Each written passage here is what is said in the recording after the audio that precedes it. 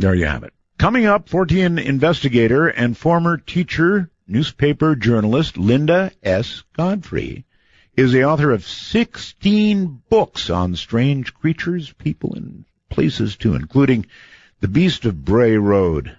You gotta love that name, The Beast of Bray Road. Weird Wisconsin, Weird Michigan, Real Wolfmen, True Encounters in Modern America, and her most recent, American Monsters, A History of Monster Lore, Legends, and Sightings in America. She has been a guest on many national television and radio shows. She's an amazing woman. I mean, first of all, when have you ever heard of a woman talking about werewolves? Lots of TV and radio. She is also a commercial and fine artist. She illustrates many of her own books. Lives in southeast Wisconsin on the edge of the cryptid packed, what is this? Kettle Moraine State Forest. I hope that's right.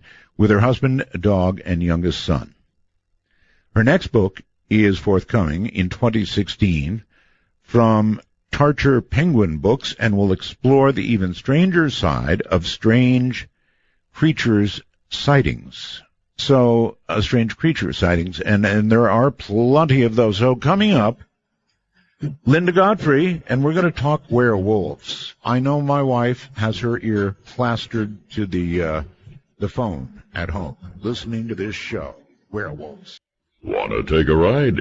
Your conductor, Art Bell, will punch your ticket when you call 1-952-CALL-ART. That's 1-952-225-5278. That's it. All right, now comes Linda Godfrey. We originally were going to have her on Skype, but our Skype connection was bad. And so here we are on the phone, and she sounds great anyway. Linda Godfrey, hello. Hello. Thanks so much for having me. Absolutely. So, Linda, I am fascinated by werewolves. And so the first question I actually have to ask you is, are werewolves real? No. In my opinion, not the traditional, usual way that people believe in werewolves. Not the every corpuscle, every atom of the body, the DNA changing and the bone growing and the Jack Nicholson fur sprouting out of the face and all of those changes that you see in Hollywood. Most of that is pure Hollywood, special effects, things made up, and a really new mythology even created back in the beginning of the 20th century when all those monster movies, those black and white wonderful monster movies, the Wolfman, Lon Chaney, were being made. These mythologies about being bitten and then turning into a werewolf, the werewolf coming out only in the full moon, all those kinds of things, the physical, completely physical transformation. I don't believe it, and I say that pretty clearly in every book. Oh, but come on, Linda. My wife dragged me to see Twilight. I know what a werewolf is. And the Twilight wolves are the least possible of them all. They don't make good boyfriends. You know, they take you out to the woods. You have to eat really terrible food. I mean,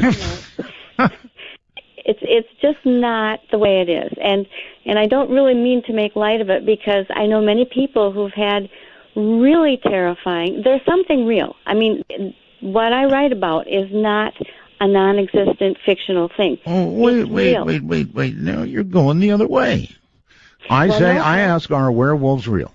And you say, no, totally crushing the entire interview probably. And now, not less than a minute later, we're talking about people who have had terrifying experiences with animals that you're talking about maybe werewolves. They look like werewolves. Well, if they look like one and bite like one, then they must be one. Well, what people say is if there was such a thing as werewolves, this would be it, because they look like, when you think about it, when most people picture a werewolf, they're thinking of something that looks at least part human, you know, at least with some trace of humanity. Really, I'd say 90% of the reports that people send to me don't have any sort of humanity in them, except they walk upright. But they're still on their little dog feet, with the hock up off the ground. They're not walking flat-footed like humans. They don't have any human characteristics, really. Although there's another subset that do. We can get into that later. It gets a little. Well, then what are they like, really? Would you describe them more like some sort of canine variation, or what? Well, that's what I thought for a very long time, and I still, when I look at my reports, I have to say probably at least 90% of them show nothing more than what could be some kind of large adaptation of a timber wolf with slightly elongated paws. That's the only thing that's really different than most of them. But they have the natural canine color of eyeshine, which is the yellow-green. Right. They have the shaggy fur. They have the long snout. They have big fangs. They have pointy ears on top of their heads.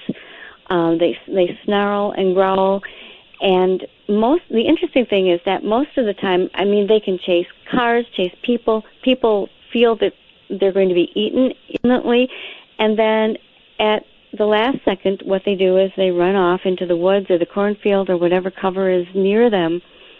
And it ends that way, So that's unusual. And there are a few other things about them, but just to look them, I've said for a long time, if you found a dead one, you would just say there's a kind of weird-looking, really big, wolfish-looking dog lying there dead. All right. But you wouldn't see a human. All right. This brings another question to mind. Then, a number of years ago, and even fairly recently, Linda, there have been reports of what people down south call a chupacabra. Now, what you're describing sounds damn close to a chupacabra. To be honest with you, you would be aware of the chupacabra. Any thoughts? Yeah, I think that they're actually, and now we're talking about the original Puerto Rican-style chupacabras, not the recent Texas blue dog or the drowned raccoons that people mistake for chupacabras. But, okay, I'm not sure I could make the distinction, but okay. Well, they're the ones that were reported in Puerto Rico and parts of Mexico and even up into Texas, where with all of the huge mutilations and the goats were having their blood drained, that sort of thing. Yes. And that's actually what the name means. It means it sucks the goats. That's literally the translation. And they were smaller than these wolfmen type creatures or dogmen, whatever you want to call them. Sometimes they had scales. They were occasionally described with wings. They had a different looking sort of claw. The wolfmen or dogmen leave wolf or canine prints. They just look like a very large wolf or canine print with the claws and everything. The chupacabras had different looking claw.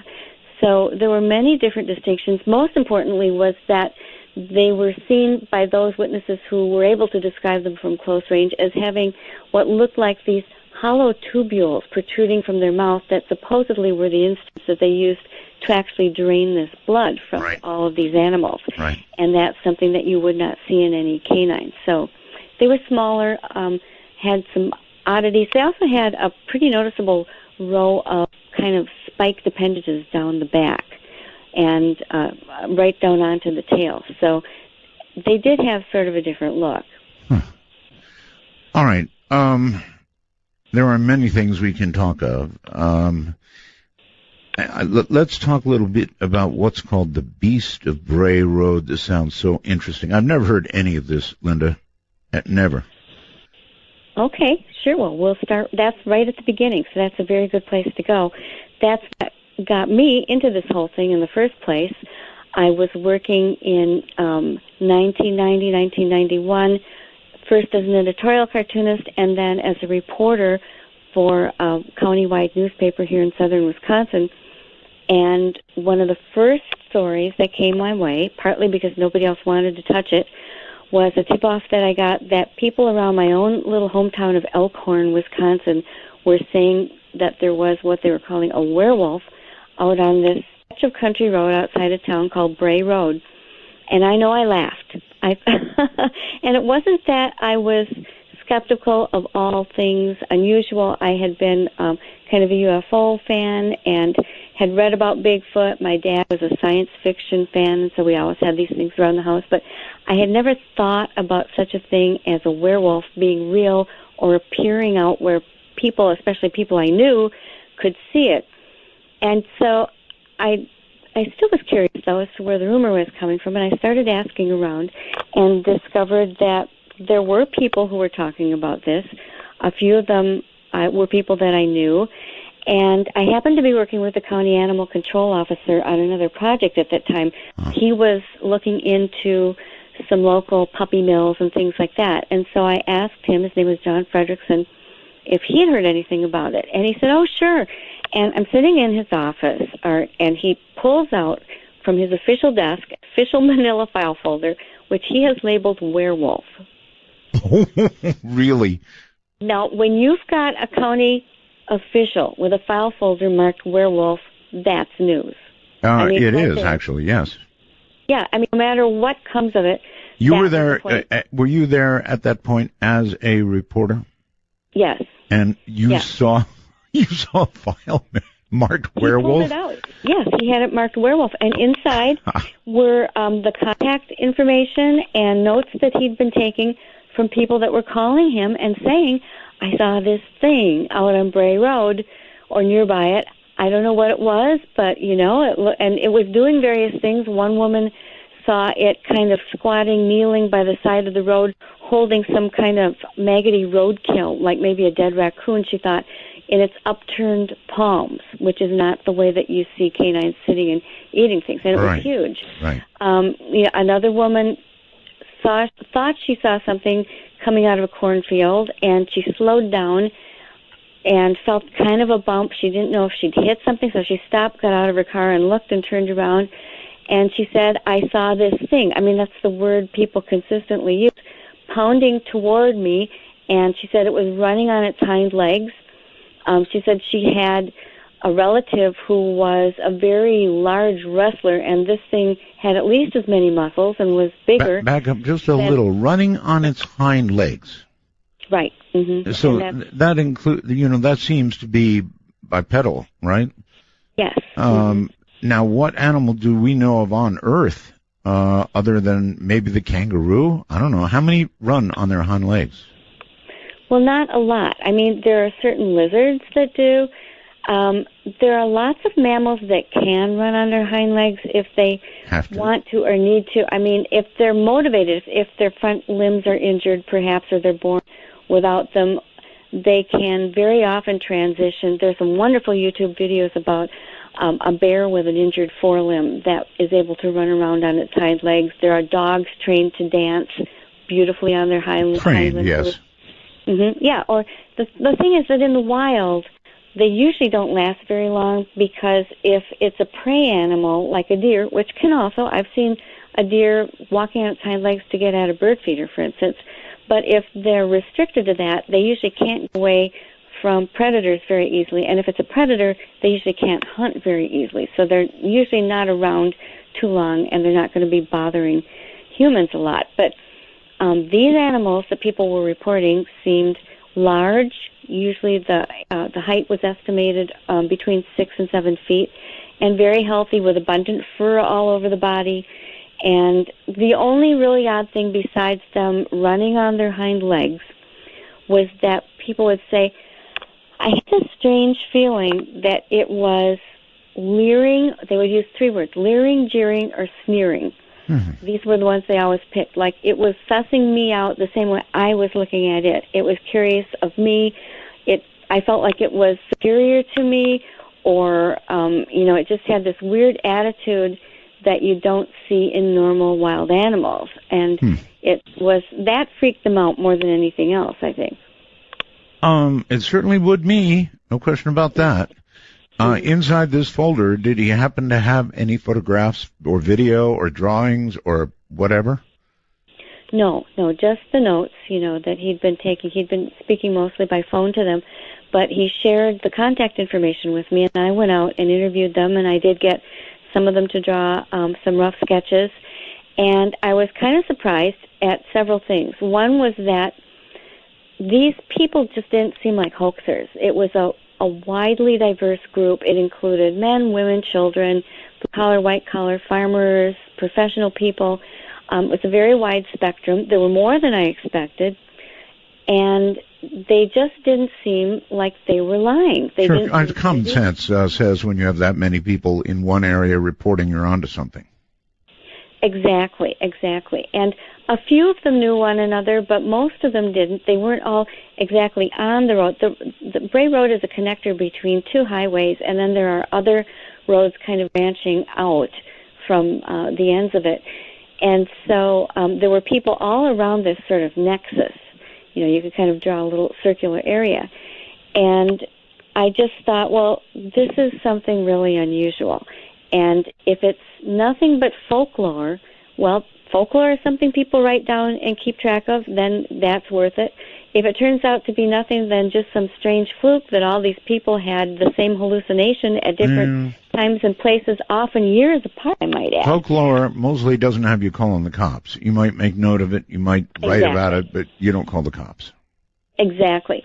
Yeah, and the other thing was, if you're a hoaxer, you don't usually call the cops, because who, knowing that they're committing fraud, are going to call the local officials and leave their handy information to be tracked down and charged with fraud. Or no, and I've interviewed like Bigfoot investigators, and I've always thought the dumbest thing that anybody could ever do would be to put on a Bigfoot costume and go roaming around to freak out the local populace. You know, like I've described little gray aliens who would land. They'd be so full of lead by the time, you know. Yeah, and that's really true. And, well, I think it was the year before last, there was some guy in a ghillie suit out in Montana who I think got hit by 2 vehicles when he ran out onto the road. Now, there have been hoaxes on Bray Road. I know of a few of them where one was a farmer who wore a bear suit because he wanted to stop parking kids from coming out on his land. Dumb. And, yep, and I know another guy who was a county official who... But see, this was after these things had occurred, and I've never been able to hook up the time frame with one of these known hoaxers with any of the known sightings. But, yeah, this was a guy who was a government official, and he thought that it would be funny to put on a gorilla suit and run across the road. But he only did it once, and it's very dangerous, and I've often thought... Really, they're not thinking about. They could cause a car to go off the road for all they know. You know, so, but there are people who do it. I know that, and there are many county officials, Linda, that act like gorillas. We'll be back. Linda Godfrey is my guest. She knows about these creatures for real, the real ones, the real beast types of Bray Road. This is Midnight in the Desert. I'm Art Bell. Oh my. Anyway, Linda, back to your side of the world, or the country, and the beast of Bray Road. So he had this folder full of info about this, well, werewolves. It was called werewolves. Right. Well, I chose the word beast because even right from the beginning, I was uneasy with that term werewolf and all the baggage. But I will say that you find it in a lot of my book titles because most publishers consider the word werewolf much sexier than my preferred term, which is unknown upright canid. so the word werewolf gets used there, and it does serve to give people a fairly accurate mental picture of at least what they're talking about. It's different sound. It's a different thing than Bigfoot.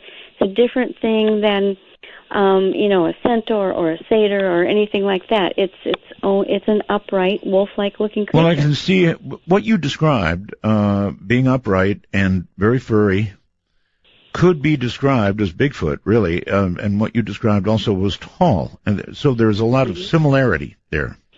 There is some, right, but anybody who gets a good look at it is usually quite sure that it's one or the other, because there are also some really big differences.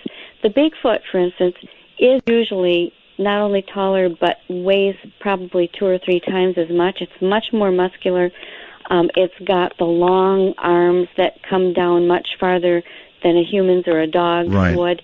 You don't see the ears. It's usually, you might see the crest on the head or the round head covered with fur all over. It does not have that long muzzle. Some of them have a slightly prognathic jaw or a slight protrusion, but you can see that in some humans too. But people describe with the dogman is this long jaw full of canine teeth, fangs, whereas people that I know that have seen a Bigfoot mouth up close, an open Bigfoot mouth up close, have described teeth that look more like really big human teeth. They're the flat, flat type. So that's different. The biggest difference is probably in their legs. The Bigfoot is some sort of primate. We don't know what kind for sure, but it walks flat-footed. That much we know. Its footprints are very much like a human's, very large, whereas the canine walks, I guess the official term is digitigrade on its toe pads. And people will say, I still hear it continually with almost every case report. People will say, it ran or it walked really well on its hind legs, except its legs were facing backwards. Legs were turned backwards. And by that, they're meaning that they observed that this was walking on its toe pads, and then there's a little thin leg area leading up to what would be analogous to the human heel and ankle area, which we would call the hock in an animal. Right. And they're expecting, because it's above the ground, they're expecting it to be a knee projecting forward. And what's analogous to our knee joint is really up a little farther by what we would call the thigh. So they're looking at it and they're thinking of it in terms of, if it was a human, the leg would be bent backwards. But that just tells me that they're accurately describing a canine rather than a primate. All right. Here's something from Curtis. I get these messages by computer. It's called the wormhole. And Curtis says, I have seen a werewolf-like creature face to face in southern Indiana near a farm/woods. It had red eyes, emanated pure evil and hate. Has Linda had any reports like this from the Midwest? Yeah, most of the time reports like that are near, not always, but quite often they're near some sort of Native American reservation or land like that. When I hear red eyes and exuding pure evil, and another trait for that usual type is that it will seem to have actual shoulders. Canines do not have shoulders, but they will describe big shoulders, bigger muscles, and hands rather than paws. And that I relate to a type of it's considered not an apparition, but a projection or some sort of an apparent transformation that certain people who take the bad medicine path are able to make. And there are different names. It's called the skin changer, skin walker, different terms that people might recognize. Did you say people who take bad medicine? Who followed the bad path of what Native Americans would call a medicine path. That means a spiritual way that they take. And no, it's not like getting a bad dose of Maalox and you turn into you take a bad dose of something or another, and you'll probably see something. Well, yeah, there's another whole world there. Yeah, there is. Okay, so what really bothers me about this, and I don't scare easily, not much scares me. I've dealt with, reports of chupacabras and all kinds of things, but I must say I have a phobia about red eyes. I don't know what it is about red eyes, red glowing eyes. Linda, honest to God, it scares the hell out of me. Yeah, because it's not what we're accustomed to seeing, and the eye shine at night is scary enough if it's green or yellow or white, whatever, because you're looking at something that can see you while you can't see it. That's bad enough. Purpose. That's right. But red, exactly. Red is bad, Linda. Bad. Yeah, and I do get, I've been at this now for 23 years, and I started getting reports, all types of things, right from the beginning. And one thing I've noticed, and I try to go not by my own thoughts, but by what the reports are telling me. And when I started sorting these out and really looking, after I'd amassed quite a few, what connections were between eye color, I realized that anyone who was sure they were seeing a Bigfoot and it was giving off eye shine was seeing a red color. These skinwalker types that seemed to be somewhat more on the supernatural, if you will, for lack of a better word, side, invariably had red eye shine. And the other upright canines that just seemed like maybe a strange wolf that got up and started walking one day would invariably have the yellow, green, normal canine eye shine color. All right. Obviously some of these things are out there. The question I have, I guess, is what I ask a lot of Bigfoot researchers, and that is, how do they stay, for the most part, hidden? How do they stay away from human beings? We are so, or are we? I mean, there are a lot of open areas left, and I need to keep that in mind. But civilization has spread, concrete has spread. It must be harder for them. Yeah, I agree, and that always is one of the very most germane questions. It's one thing that has led me to kind of reconsider my position on both of these being totally natural animals, because as we do start moving more and more into the interiors of all these giant national forests and state parks that people never really got into so much before, but it's becoming much more of a popular pastime. And people are out there looking. People are much more aware of all these types of things. Some are carrying guns. Some are using drones. You'd think that, and trail cams have been invented. We've got trail cams everywhere. That's right.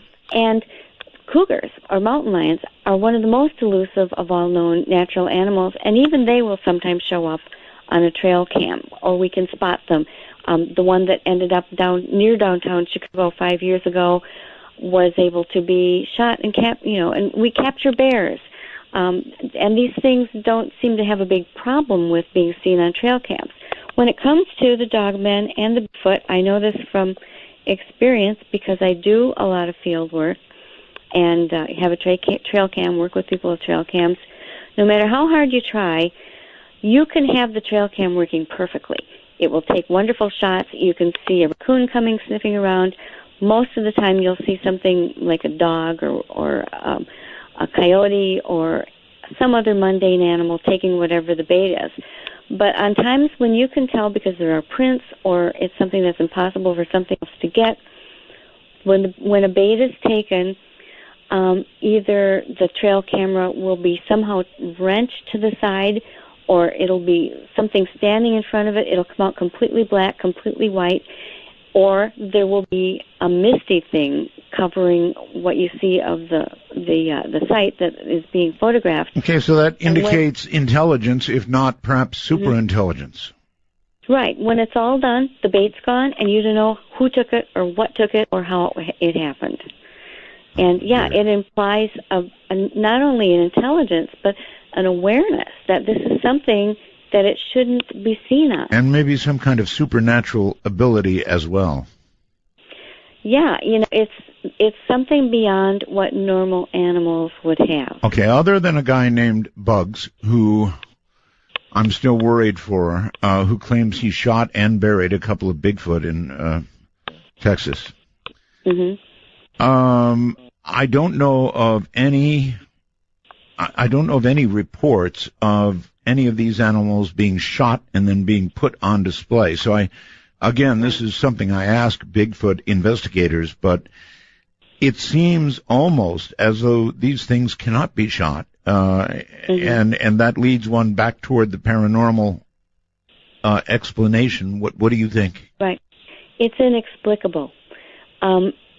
I have a number of reports of people who ended up emptying automatic rounds into both Bigfoot and the Dogman. Really? And it just looks at them. It usually leaves at that point, but they don't, and those who are brave enough to try and follow it find broken brush, evidence that something has walked that way, and then all of a sudden they just lose the trail and it's gone. It's like it got out of sight, and then my Native American friends would say it went back to the spirit world. And honestly, I've heard that for many years, And I have to say that this paradigm that so many Native American friends have told me from different tribes, that these creatures are, they have dual existences. When they're here, they're physical, they're corporeal, they need to eat, they can breathe, they need energy, but they can go to what they would call the spirit world, what we might call a world in another dimension, a bubble world attached to this world. And you're saying that Native Americans understand these creatures perhaps in the same way we do, using different language to discuss, for example, the spirit world. We might talk about different dimensions. Right. So it's right. Sort of all explaining the same thing. That's how it seems to me. To me it seems a difference in terminology. And what they've said to me is that these creatures, and they're usually speaking to me about the dog man and the wolf man, have been here longer than people, and they know how to get between the worlds. They have their own reasons for being here, and you'll find variations. Some believe they're evil, some believe they're benign, some believe that if you see one, it means someone's going to die. So there are different interpretations that way. But when it comes to the actual nature, in most cases, and I've talked to some pretty interesting people. I know one person who told me this was a woman who is not only has a doctorate in anthropology, but is also an elder in the Ho-Chunk tribe here in Wisconsin, which is notoriously closed-mouthed about revealing these sorts of things. But it's just so parallel to this idea of different dimensions that I think it's almost impossible not to make that comparison. And so that is, if you had to make a guess, that's your best guess? Well, it suits the large majority of the facts given in these reports the best. It's the paradigm that fits everything the best, because after a while you get so many reports from credible witnesses saying things like, it was running from me and all of a sudden it just disappeared. Mm-hmm. I saw footprints. I heard it going through, but I couldn't see the animal. Okay, so the footprints remain to be measured, Linda? I'm sorry to interrupt. They remain to be measured? Yes, in many cases. And that happens both with the dog man and with the Bigfoot. I've seen Bigfoot prints. I've cast some. I've never had a good enough, deep enough one that it was a great cast, but I've seen them and measured them and that sort of thing. I've got lots of photos of dog man prints that just look like very large, larger than wolf prints, even canine prints in many cases. I've got one place where I've been working with a property owner for 2 years, and we have several different kinds of footprints. And in one instance, the footprint started in the middle of a snowy field, 6 inches of snow with a delicate crust on the top, and all of a sudden something appears, rolls around in this area a little bit, and then gets up and walks off in a biped fashion towards some woods. And these footprints begin in the middle of a pristine field? They begin in the middle of the field.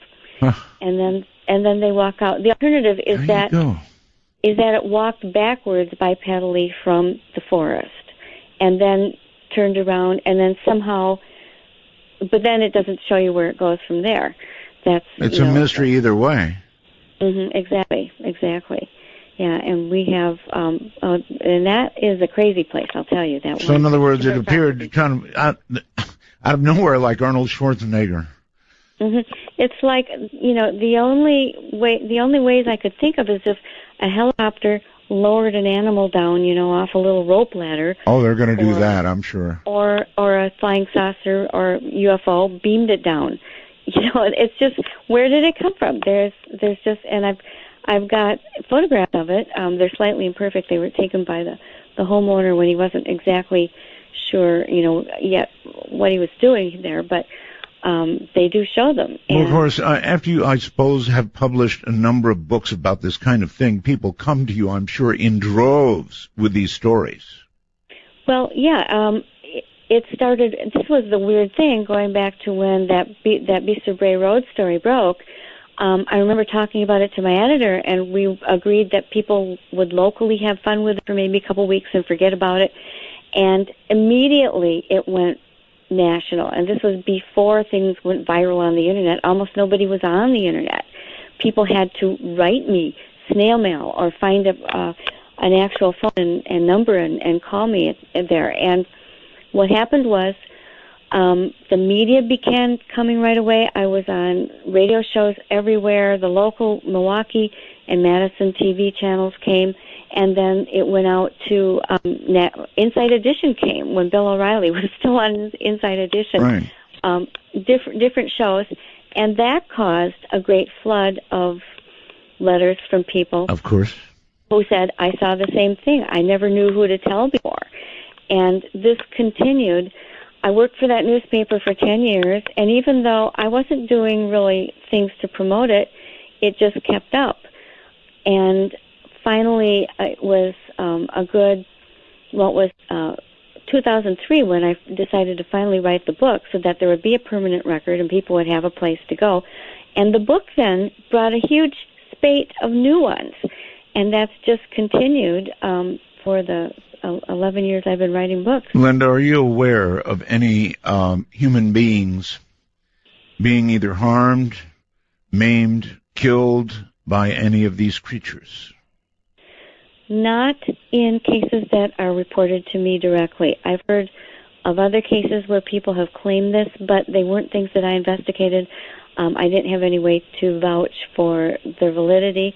But in 23 years, the only personal injury that I've had is from a man in Quebec who wrote me that he encountered an upright wolf-like creature on a trail. He wasn't armed or anything. He kind of panicked. He said he felt that it was going to jump at him, and he kind of jumped the other way. It accidentally, he feels, tore his hip and his flank with one of its fangs, and he had to go to the hospital and get stitches. He sent me a picture of the scar, which doesn't necessarily prove it, but it sure looked like something that was made. Pretty good proof, actually. All right, yeah. Linda, hold tight. We'll be right back. On the crest of a wave, it's like magic. Oh, rolling and riding and sleeping and sliding.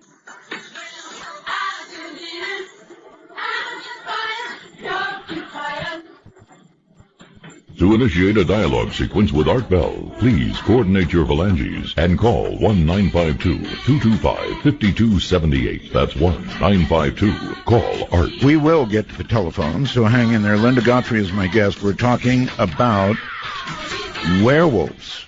Werewolves and things like werewolves. Creatures that move in the night, and they do indeed move in the night. I hear from so many people. Linda, here's one. Jason writes, I'm partially, I believe it's Lumbee Indian, and I'm very interested in where you think the show Hemlock Grove's rules for werewolves, for how werewolves can change without a moon, but it causes a curse to incur and drive the wolf either insane or demonic based upon the traditional werewolf lore, I guess. I'm sorry, did he say about a show? I didn't quite understand. Okay, I'm partially Lumbee Indian. I'm very interested in where you think the show Hemlock Grove's rules. Is there a show called Hemlock Grove? I don't know.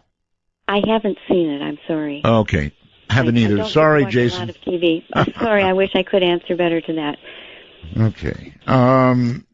Well, you must have seen Twilight, right? You laughed. Yes. Yes. Yeah. You know, the thing is, I have actually tried to correlate full moons to the sightings of these things. And found nothing? And found really nothing. The closest I've found is, and my most recent study, everything that's in my new book that will be coming out in 2016 that's at the publisher right now, I went through the whole thing, and everyone that had a date that I could go back and look it up on a full moon chart, I did. And the closest correlation was not a full moon, but a half to 3/4 moon. Here's something I can tell you. I don't know how a full moon would affect a werewolf or any other weird creature we're talking about tonight, but it sure as hell affects humans. When I was in the Air Force, I worked as a medic and somewhat in a hospital. And let me tell you, Linda, full moons brought it on. And police officers can tell you, look out for people during full moons. I mean, it's just, even talk shows can tell you. The calls get pretty weird with full moons. So they affect human beings, and if they affect us, then they probably affect things with fangs and red eyes. Well, they could, definitely, and there may be something to that, although, as I said, I haven't found it. But there's also a flip side, and the thing about being a reporter for 10 years is I still have this little devil's advocate sitting with its claws firmly entrenched into my shoulder, making me give the other side. And the thing is that when there's a full moon, there are more people out at night, and people can see better than they normally can. True. Can see animals and creatures and things that might be lurking around that normally would just be part of the darkness to them. So is it that animals are doing more, or just that we're out there and able to see more? That's another possibility. It's a possibility. But I don't know. I really don't know. I think the full moon has an effect on behavior of mammals. I believe that. Yeah, I agree with that too. I think that it does. And there's another thing that I did find had a stronger correlation than full moons, because this was the other thing that I began to look up whenever I could find a close enough, something with a close enough date. Sometimes things happen like 10 years earlier, and people have no idea, right, what the conditions were. But solar flares seem to have a higher positivity rate than full moons. And to me, that makes a lot of sense, because when there's a sunstorm, what does that affect? Electromagnetic systems. What is the human body? What are animal bodies? We generate our own electromagnetic fields. That's what we are. The electromagnetic field holds all these atoms together that make up our body. Look at our brains, Linda. Have you ever watched an operation where they're doing brain surgery on a guy? Yeah. By the way, who is awake while they're doing it, because you don't really have feelings in your brain. They give you a little anesthetic when they cut, and then when they put you back to sleep at the end, when they're going to stitch you up. But in between, you're awake, and they touch a tiny electrode to a part of your brain, and pretty soon your hand won't move, or your speech is different. Right. That's all it takes, is a little tiny bit of electric current. So you're right. When we're getting hit with solar storms, we are being bombarded. And sure, it may have an effect, yes. Well, there have been some pioneering researchers. Persinger and Lafreniere have this book, Transient, I'm blanking on the name of it, but people will understand what it is. And Janet and Colin Board have both done studies where they've looked up spots of major known strange creature or anomalous creature sightings, and then tried to see where there might be some deviation in the electromagnetic field of the area, and they found a correlation between natural geological features such as quartz formations, granite formations, that kind of thing, and hot spots of these creature flaps. What's out there that's likely to... I mean, we get these reports of ripped out throats, and again, I guess I'm headed toward the chupacabra, but these things are so real, Linda. They empty the blood of the victim. Whether it's a goat or whatever it is, they come out bloodless. What do we know about creatures that drain the blood of their victim, and otherwise leave them alone? Yeah, that's a good question, and it's true that these things are found. The place where and that happens a lot in the cattle mutilations that have been occurring around the country. I know there are bigger experts on that than me, Linda Moulton, for one, and they find these animals bloodless. There's no blood splattered around the area. Things are surgically removed. Oh, yeah. And I've got pictures of the same thing right here in Wisconsin, different areas. I've got one from a farmer in central Wisconsin that shows an entire front leg quarter perfectly removed. It looks like somebody took a scalpel and cut around it, and certain other things are cut out. And there's no blood splashed around anywhere. It hasn't been dragged. And I've got a very similar picture of a deer that had the exact same removal made. And this was, I know for a fact, not a fresh deer, nothing that a human would want to eat or be able to eat.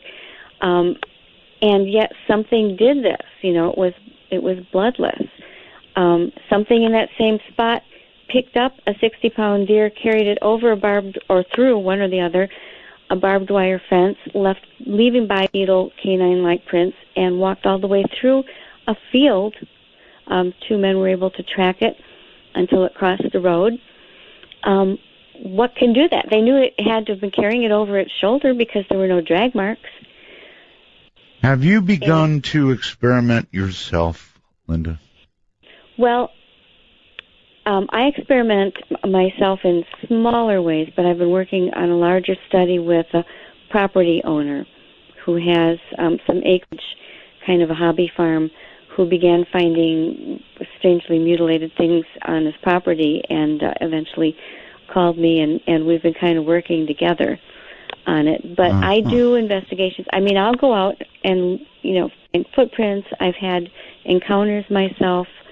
Like what? Like what, Linda? Well, the only dog man encounter that I've had, and I believe that it was, although I can't totally prove it, it starts out my book, The Michigan Dog Man, titled The Michigan Dog Man. I was on site with a History Channel cameraman on a very remote gravel road in Michigan, kind of near the huge Manistee National Forest, with a couple of witnesses, and it was about 2:30 a.m. It was like 90 degrees and almost 100% humidity. We were just, drenched in sweat, and we kept hearing sounds like some large dog shaking its fur out like 30 feet away in the bushes. We kept seeing yellow eyes shine. We kept hearing things trotting around us.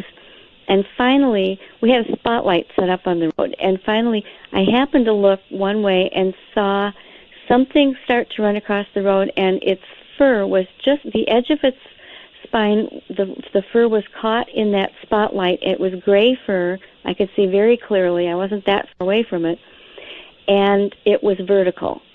And we know that it was at least 7 feet tall because it momentarily blotted out a reflective road sign when it crossed to the other side of the road. And one of the other witnesses saw it too. Of course, the cameraman had his camera aimed the opposite direction during the few moments it took for that thing, whatever it was, to cross. And at that point, the witnesses just started trembling because they'd had one of them. They'd seen a tall gray one and a shorter dark brown one, and one had chased their car, and they insisted we leave at that point. My God, you have one actual, real, no-question sighting. The History Channel there with a cameraman. He's pointing the other way. Mm-hmm. And I had taken pictures. I had some really interesting pictures, and my camera disappeared. And there was no person there. Yes. In fact, it was so inexplicable. We searched the ditches. We searched all kinds of places. There was nobody there. You're telling me that you had a camera, even though the History Channel guy was pointed the wrong way, you had a camera. You had the presence of mind to take pictures? Well, not of that. I mean, that was too momentary. But before, there had been other things I had taken pictures of, like footprints and the eyes, and that kind of thing. Then your camera was gone. And I finally ran out of battery and film, and I placed it inside the van, the History Channel van, where nobody would have been able to get it. If either of the two witnesses had gone for it, I would have seen it. I was standing, leaning next to the van, and at the end of all that, it was gone. There was absolutely no explanation, and the History Channel actually bought me a new camera to replace it because neither the cameraman nor the witnesses nor I could explain where it went. Here's Greg from Caledonia. He says, Art, I'm originally from southeast Wisconsin. I've ridden my motorcycle down Bray Road at night, and I must say the area around is kind of marshy, and at night it's often foggy.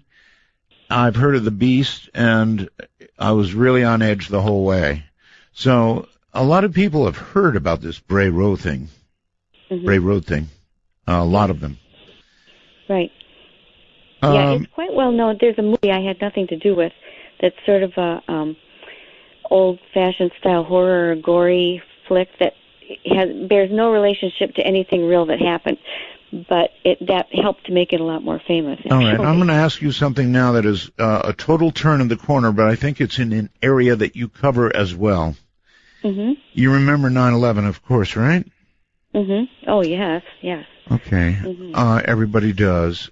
Yep, sadly. And I can't remember the specific picture, but I am telling you, Linda, somewhere in the array of 9/11 pictures, photographs that were taken, and video, there was a picture, and there was scale for the picture, so you could tell some kind of gigantic bird or winged creature of some sort was in one of these photographs. And if you didn't see it, if nobody called your attention to it, I can't because I don't have it right now, but I know it's out there somewhere. Somebody will send it to me or something. And it brings up the whole subject, at any rate, of these gigantic winged whatevers. Yeah, and I remember seeing that at some point, but it's been a very long time. So I'd be reluctant to talk about that one thing, but you do get this recurring theme of winged things being thought of as harbingers of doom of some type or another, and of course the classic would be Mothman in Point Pleasant, Virginia, which began to be seen around this community, and then the Silver Bridge goes down and all these people are drowned and killed before it. I've had a sighting of what some people call the bat squat, these bat-winged, 20-foot wingspan, bat-winged things with furry humanoids in the center. That it occurred 3 days before a drowning, an unexplained drowning of a university student in La Crosse, Wisconsin. I don't think all of them are, but it does seem that there are quite a few that have this harbinger of doom or prophecy. Something that big with talons grabs you, it's not a harbinger. It is doom. Yeah. You would not want to be grabbed. No. But seriously, there have been photographs of incredibly large winged flying things. And that, it opens up the possibility, again, that Bigfoot, werewolves, all these creatures that we can't account for, chupacabras, things that fly, may come from elsewhere and blink in and out of existence from our perspective. I cannot refute that anymore because I've just had too many eyewitness reports over the years, and then I see everybody, other people's work too. It's just not my own work, but it's something that occurs over and over again. And people like John Keel, a lot of my present-day colleagues are all sort of coming to this, not all, but many are sort of coming to this realization that there just isn't any way to explain them via only the natural realm anymore. It's just, how can you have birds flying around with 20-foot wingspans? And actually, I've got one of the best examples of one of these giant bird sightings I've ever seen anywhere, if I do say so myself, starting out my Monsters book. This happened in Hayward, Wisconsin, where a man, middle-aged, prosperous businessman, is riding around this kind of upscale resort community near Hayward, not too far from the Mississippi River and Minnesota, I might add. And it's a beautiful day. He's on a bicycle. He didn't even bring his camera because he was just going out for a bike ride before breakfast. And he looks to the right, and there's this meadow with this high grass, and he sees this bird. Now, this man, John Bolduan, didn't mind giving his name, he's about 6'2", and he realized that this bird standing there, which was of a type he couldn't recognize, was at least a foot taller than him, maybe more, that it was standing 7 to 8 feet tall or more in this meadow. And he was so thrilled and fascinated with it, he put down his bike and he started just walking into the meadow. And then he stopped cold thinking, what if this is a female sitting on a nest? And it was kind of a stork-like bird with this long beak. That's right. And he's starting to think about what it could do to him with that beak. That's and right. Suddenly it turns and sees him. So that was kind of the do or die moment. But luckily for him, the bird decided to fly away. And so he sees its wings come out, and they were so big it had to flap them in a billowing manner to get enough air underneath them to take off at all. And then it moved over toward the road that he'd riding on. And when I went up there and interviewed him and measured the road, that asphalt road measured between 20 and 22 feet wide. And he said that its wingtips spread from side to side, minimum. And he watched it flying up the road toward where he knew there was a small airport that serviced mostly the private planes that came in. And he thought, oh, good, somebody's there is going to have caught it on radar, or they'll have seen it or something, get some corroboration. And when he inquired, it was completely denied. Nope, saw nothing weird on radar. Nope, we didn't see it.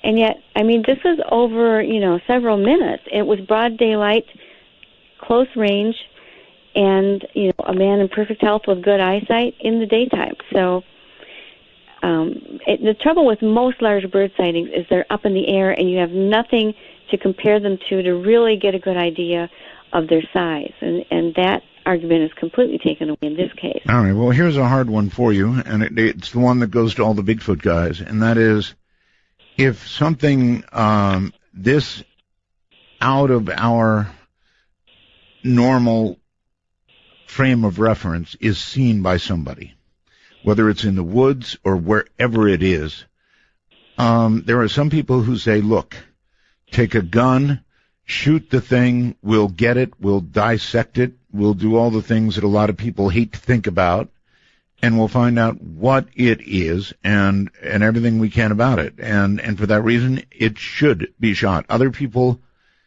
say no, never would, a lot of people don't want anything to be shot. And which camp are you in? Yeah, this is a really controversial thing going on right now. And I have to say, first of all, I am not a vegetarian. I eat meat. I come from a long line of hunters. My dad was an avid deer hunter. My husband's an avid deer hunter. No, I'm not asking you to eat it. But I'm just saying, I'm not one of these no gun, no kill anything people. But right. I do believe that it is wrong and crazy to go out and kill something that when you don't know what it is, just to find out what it is. Because how are you going to know if you're going to like what you find?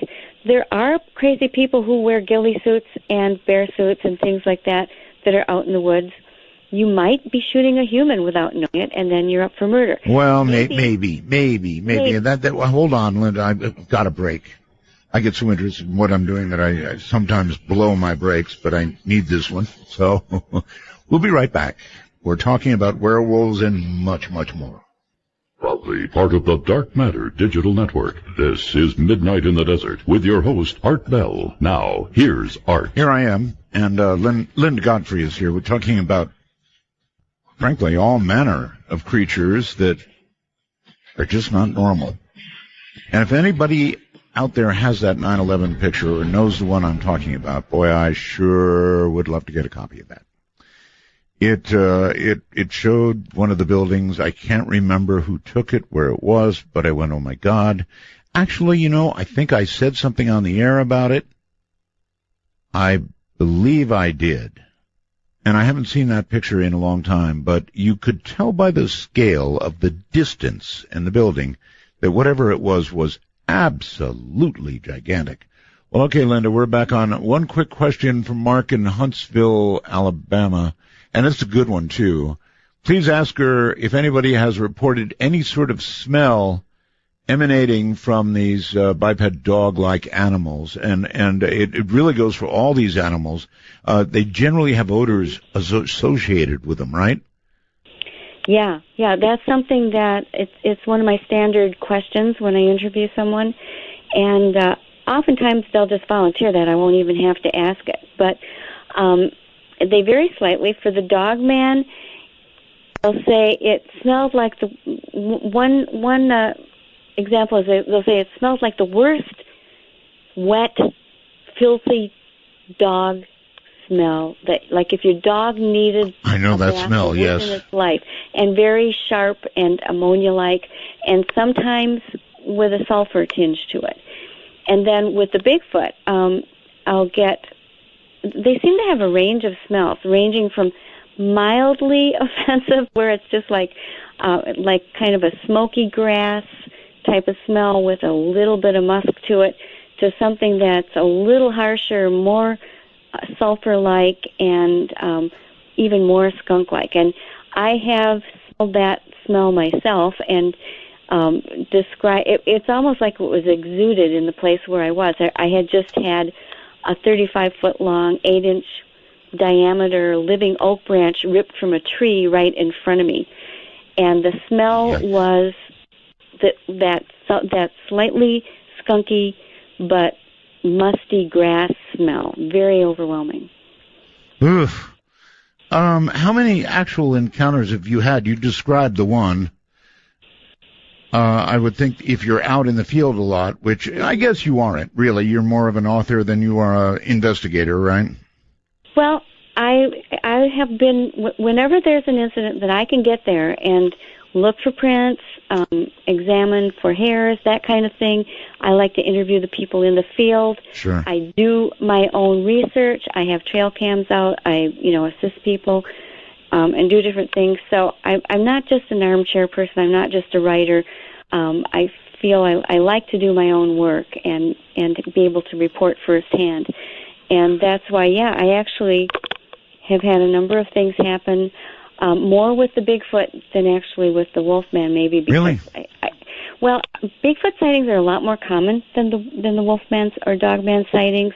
There are many, many more of them. I'm not sure why that is, if the population is higher or the dogmen are more reclusive, or they're just not quite so huge that, they're as easy to see. But, I've had other experiences with them. From listeners? Sure. And I don't call myself an expert, but I call you that. Information. That many books, that many investigations. Trust me, you're an expert. Thank you. I'm Art Bell. Calls when we come back. Don't go breaking my heart. I couldn't if I tried. Oh, honey, if I get restless, baby, you're not the kind. I'll surely miss your tender kiss. Don't leave me this way. Baby! Midnight in the Desert doesn't screen calls. We trust you. But remember, the NSA, well, to call the show, please dial 1-952-225-5278. That's 1-952-CALL-ART. That may be my favorite. Hi, everybody. Welcome back. Linda Godfrey's here. She's talking about things that walk on two legs and you probably don't want to meet. Call them werewolves. Call them what you will. Let me give my quick speech. I'm sorry, I have to do it every night. It's a mission of mine. You can call us on our public number at area code 952-225-5278. It's 952-225-5278. Or you can call us by Skype worldwide. And here's the way it works. If you've got a smartphone, listen very, very carefully. You simply install Skype. It's free. Go to your toy store, Android or Apple, doesn't matter. Go to your toy store. Get Skype. You'll love it anyway. When you get Skype, you go in there not to where you dial a number. I get a lot of people making that mistake. You go to where you add a contact. That's an actual thing. Add a contact. It'll say that. And there's a little plus sign. And when you press the plus sign, you add a contact. That would be us. And the only thing you've got to type in there is if you're in North America, MITD 51. That's MITD 51. In the rest of the wide world, you don't dial. You put in or add contact MITD 55. That's MITD 55. And I know that this is getting old for a lot of you, but it results in way better connections with those who call in, and it gives you command. If you sound better on the air, you command much more attention. So there's my little lecture out of the way. And by the way, after you do all that, we will then appear on your contact list. So when you want to call us, you just go bloop, hit it, and it will dial us. And no matter where in the world you are, you call for free. That's the new digital world. Linda, welcome back. Glad to be back. I would like to add, Linda, that I found one of my listeners, they always do, bless their hearts, found for me that picture, the 9/11 picture that I was talking about. I have now sent that to my webmaster, and with any luck at all, he will get that photograph up pronto, and we'll all be able to look, including you, at what all right, he's already done it. How's that for speed? Do you have a computer there, Linda? Yeah, are we on artbell.com? Yep. Artbell.com would be the place. Be the first thing. It'll come up, and then you have to click on it, make it a little bit bigger. Mm-hmm. Damnedest thing you ever saw. Well, it's, there, I see it. Oh, yeah, there you go. Now, take a good look at the blow-up of the size of that thing, Linda, compared to, it's on the other side of the building, in my opinion. Mm-hmm. That is big. That's really, really big. It is. There were a lot of people taking pictures, of course, during all of that. And what do you think? I mean, how big is that thing? Yeah, it's, like I was saying, when it's in the sky and all that's really next to it is clouds, it's hard to say with any certainty, but I mean, it looks gigantic. At first glance, yeah, like it's one of those 20, 25 foot or more wingspan birds, and it's hard to tell just from that what the species is too. It's maybe somebody who's it's obviously, look, Linda, it's not in the foreground. Take a good look at the picture at the bottom there, where you see it with reference to the building. Mm-hmm. So it's obviously far, far away. Then when they blow it up, and they did a pretty good job of blowing it up, that's a damn monster. Yeah, it is. And why weren't people seeing it and pointing? It's just very, very strange. Yeah, in that case, you're right. If you're thinking it's on the other side of the other building, then it's got to be double that, maybe 40 feet, 50 feet. And those look like big wings. I mean, even if it was a close-in picture, you can tell a small bird and a monster. Right. This is, to me, it's a monster. Anyway, that came to mind. Very cool. Wow. Yeah, cool, I guess, unless you happen to meet it. Let's go to some questions. Ty on Skype. You're on the air with Linda. Hi. Can you hear me? I do. Yes. Mm-hmm. Okay, great. I just wanted to ask Linda if she had any comment about the Naldushi, the Navajo legend. Mm-hmm.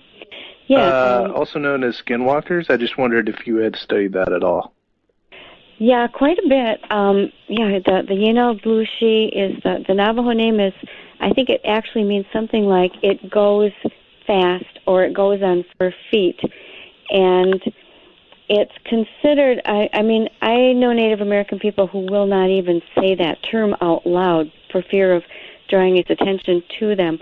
But it's supposed to be something that is considered sorcery by the other people, and it does really bad things when it goes out. Normally that's what it's supposedly sent out on bad errands by those who create it. And every tribe seems to have its own version. For instance, the Canadian Cree have what they call the bear walker.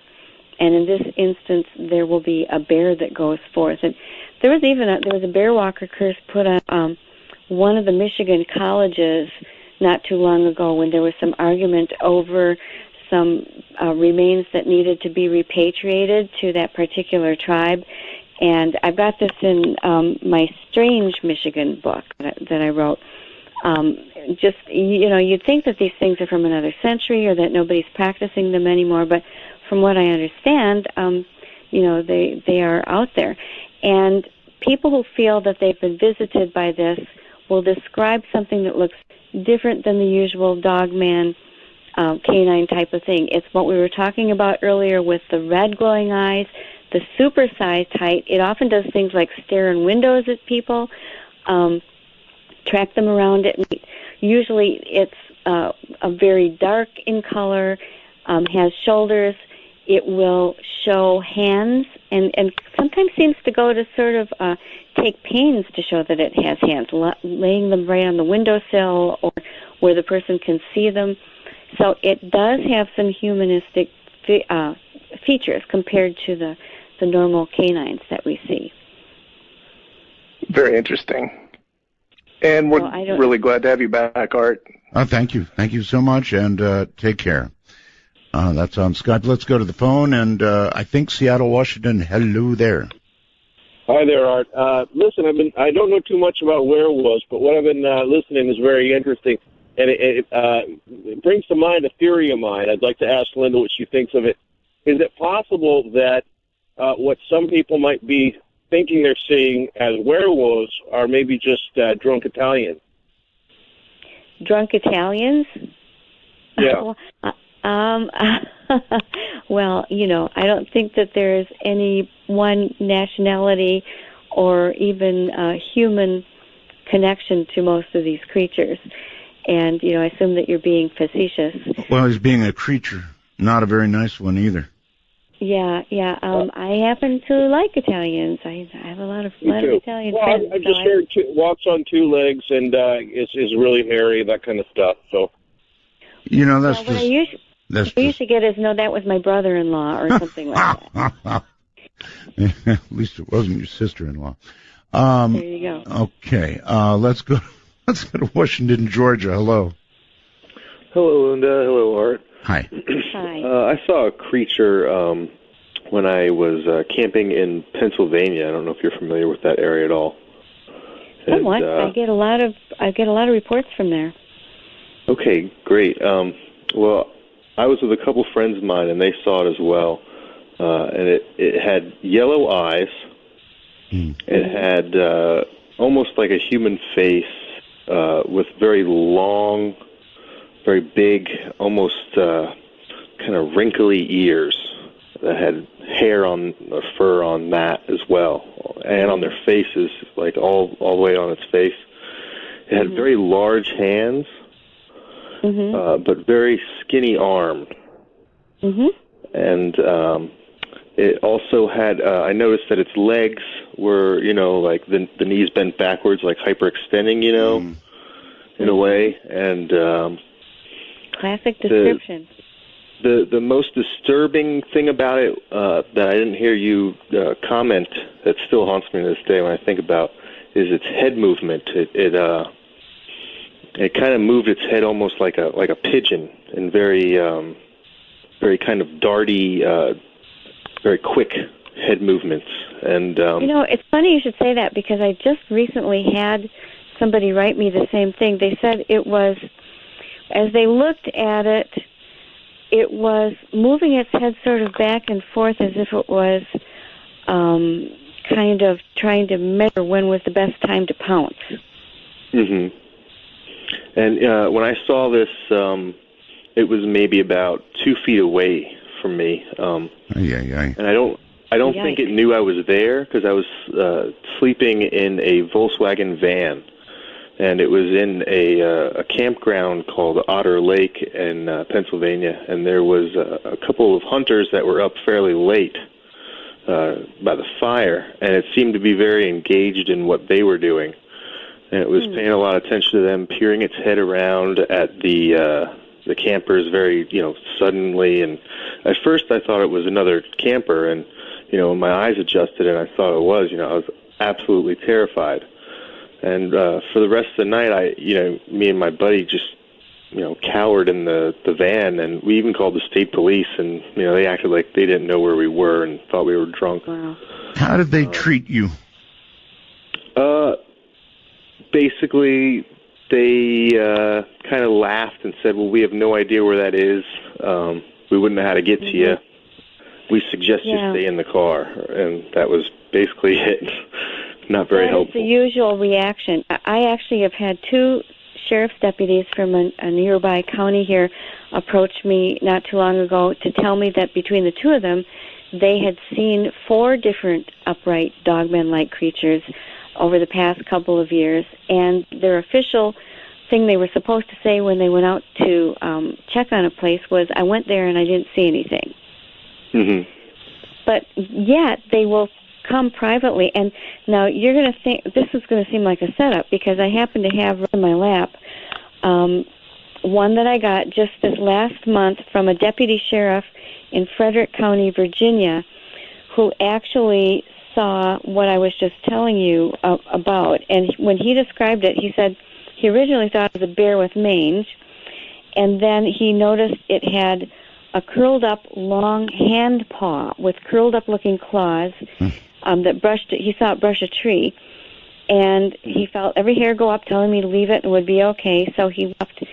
But he said the thing was that its head looked like it was twitching constantly, which is exactly like what you said. And he said the claws, I will never forget, they were upturned monster claws on long hand paws. Remember I had said elongated paws is one of the things that they have. And this is from a deputy sheriff.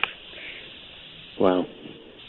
Okay. And another thing, I heard it. I don't know if it was related, but I heard a very weird call. It was almost like a two-toned, like a scream and another call all within one. And I don't know if that had been reported as well, or if you've heard anything about that. Yeah, I have. Although you hear the same sort of description in regard to what are thought of as Bigfoot calls too. You know, I've heard that applied to the Bigfoot. So it's hard to say when you don't see the animal actually emit it. But if you go to lindagodfrey.com, you can find where to email me. And if you want to just send me an email report of this, I'd really appreciate it, because it really might make it in a book. Absolutely. I can probably get you the other 2 eyewitnesses. They were brothers. They were there as well. I can probably get them to contribute as well. Oh, that really counts. When you bet. When you get 3, then you've really got something. Do that. Get it to her. Great. All right. Thanks a million, caller. Right. Take care. Thank you. There you go.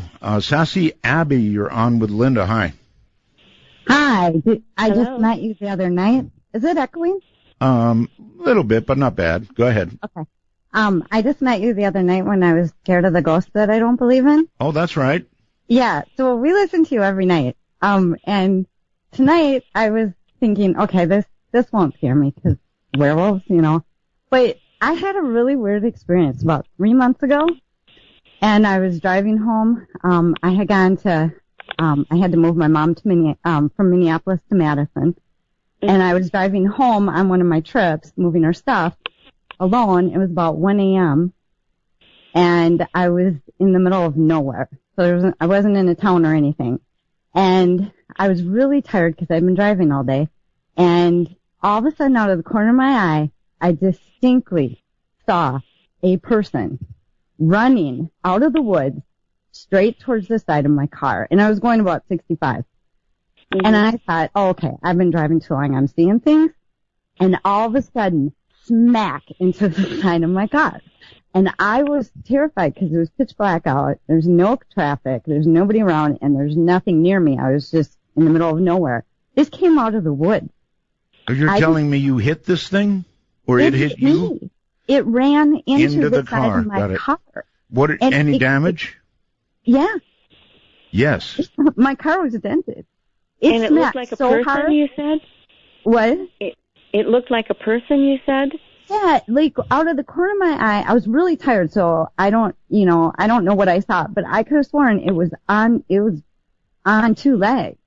And it was probably about 6 feet tall or taller. And in the corner of my eye, I saw it, and what I thought I saw was a man wearing a gray sweatshirt with his hood on.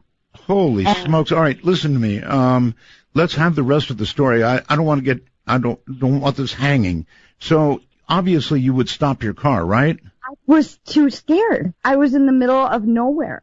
And it was pitch black. And I didn't understand why someone would come out of the woods and run straight into my car when there's no traffic or anything. If they needed to cross the street, why would they wait until there was a car coming. Right. So I thought I should call the police. And I thought, what did I just see and what was that? And I was like, what do I say to the police? That somebody darted out of the woods and ran into my car? So I drove home. I was probably about 30, 40 minutes. And I was shaking. I was scared. I didn't know what had just happened to me. I got out to see if there was damage to my car. And I thought about calling police, and I decided it had to have been an animal. Because there was nothing around there. Yeah, but 6 feet tall? That's what it looked like. Out of the corner of my eye. So then the next day, I looked in the papers and I looked through everything to see if anybody, if there were any dead bodies in the road, because that would have made the local news, and there wasn't. Nothing. So I don't know if it was an animal. I don't know what it was. Hold on. Linda, what would you ask? Well, I would say that it's very common that when people spot a dog man and they're looking at it and it's moving quickly, their first impression will often be that it's somebody with a hoodie or with a gray fur jacket or something like that on until they can get a better look at it. That's exactly what it looked like, and it was really terrifying. It was running very fast.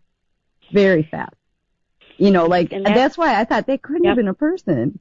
Because that's something else that I hear. Yep, for some reason, I've got a whole chapter on this in my new book.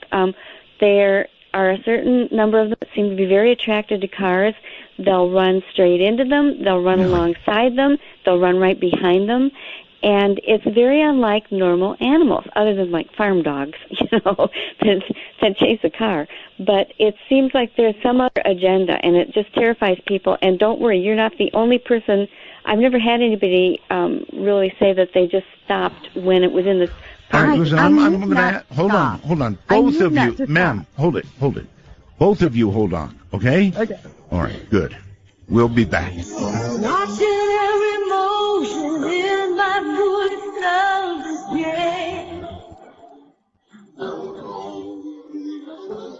All the Take a walk on the wild side of midnight.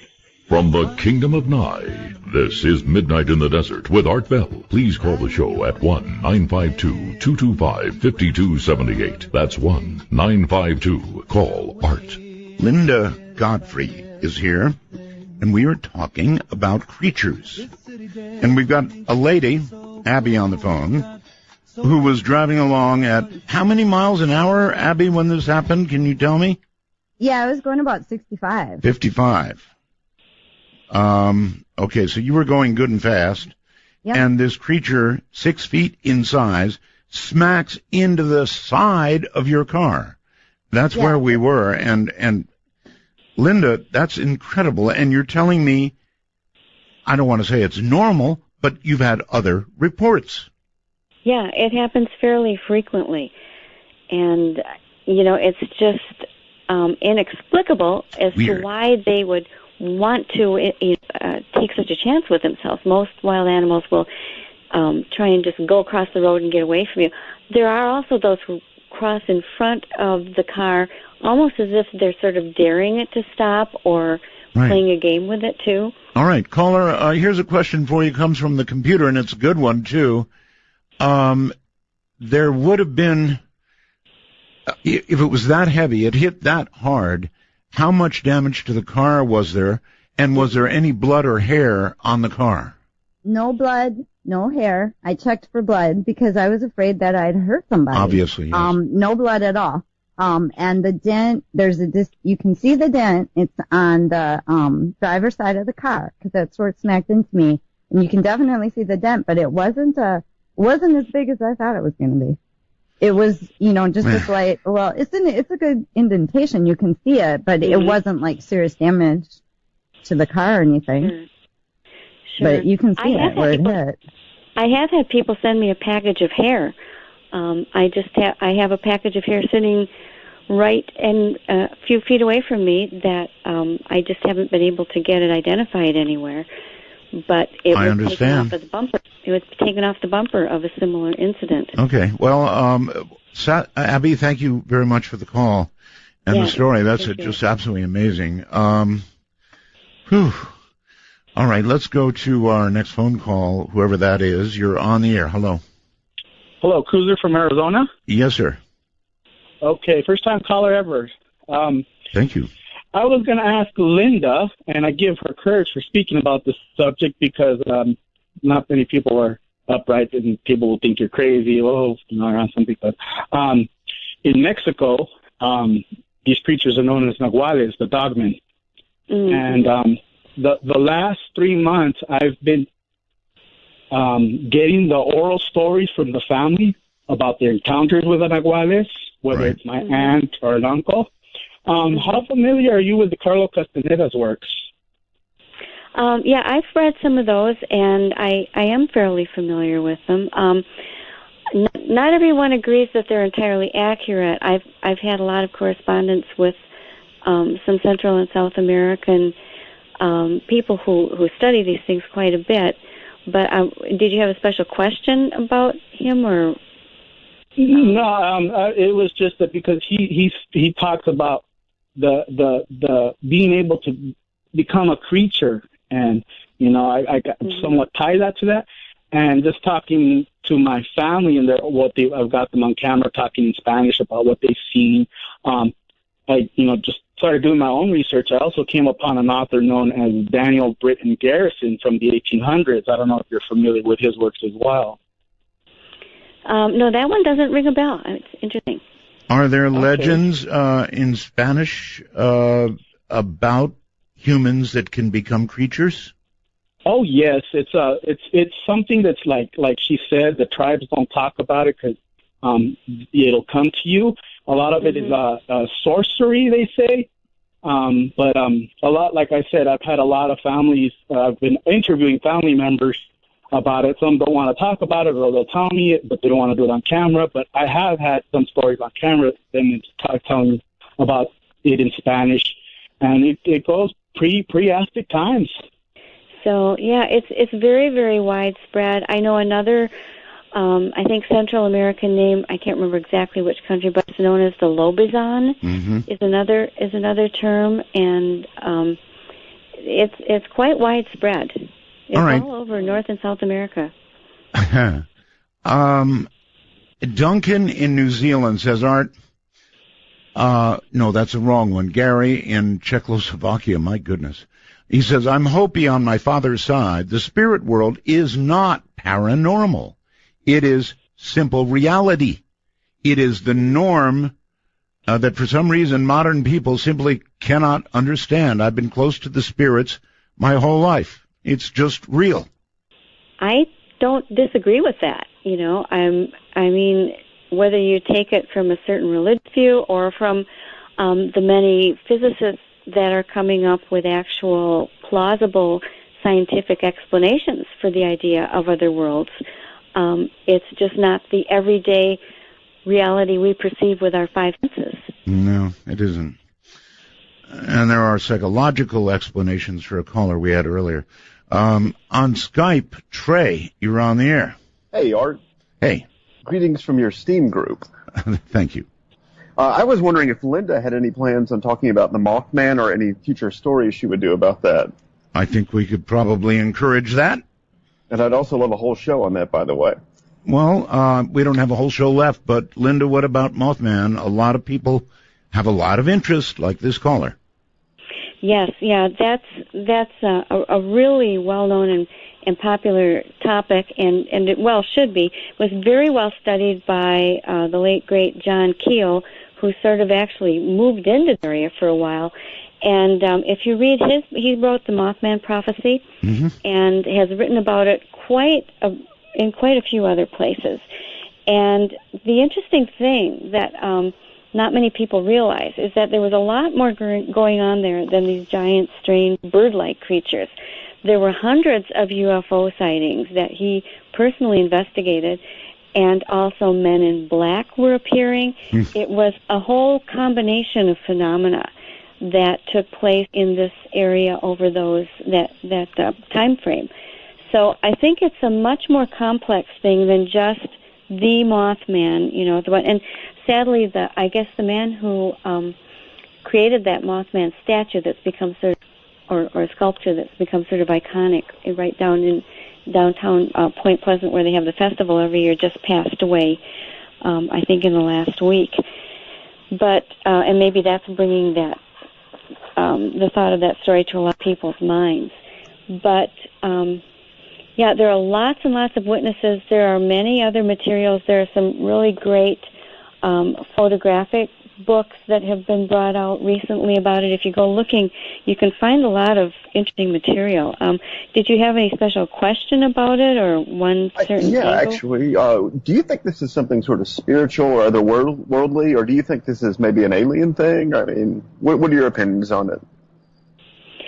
Well, I tend to go more toward the otherworldly thing than straight out other planet alien, just because all of these creatures, even when they're composed of different parts that shouldn't belong together, they're still recognizably, in most cases, earthly type animals. It's a Mothman, which has bird wings or a long beak. The giant birds are obviously versions of smaller birds. The dogmen resemble wolves. Whereas I would think if they were coming from, some far-off quadrant of the galaxy, they would look more unrecognizable. Not that we don't have those too. It's just that that's another subject. We do have grays and reptilians and all these other things that people describe seeing, but they're not quite the same thing in my book. How often? I've got a caller. Thank you. Anything else? Yes. I was going to ask if she found this to be some sort of harbinger for things, or if we moved away from that perception of it. All right. I do believe that many of these things seem to be perceived that way by people, and I think we talked about that earlier in the show. But quite often, if you look, it seems like they do show up just before something bad is going to happen. All right. How about this? I have heard you now mention any number of times a UFO report connected to a nearby sighting of one of these things that we have talked about. Mm-hmm. So how frequently does that connection get made? Fairly often. That was another thing that I've explored in my forthcoming book. I've been really, really looking at this. And it ties into the idea that a lot of people like to believe that especially Bigfoot, possibly Dogman, are actually aliens, and that they're either piloting the UFOs, or that they're sort of left out as agents or pets, or there are all sorts of different theories. But very, very often, where you've got especially a flap area or a hot spot of sightings, mm-hmm. you will also find UFOs or spook lights and or other types of strange lights. And it's kind of like the Skinwalker Ranch in Utah, where they had the whole panorama of things happening. And I actually had a UFO experience myself in this very field I was talking about earlier, where we've been finding the enigmatic footprints and having deer carcasses mutilated and all that sort of thing.